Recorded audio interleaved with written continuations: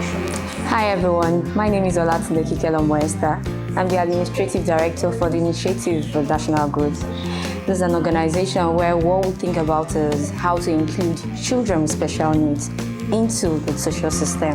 We often realize that in Nigeria we have issues with inclusive education and also in our technological world.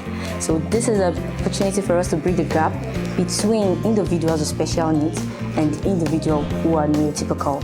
We want to bridge this gap for them to understand that there is ability in their disability. They're all unique in their own ways and they could add more, spice up the beautiful world of technology.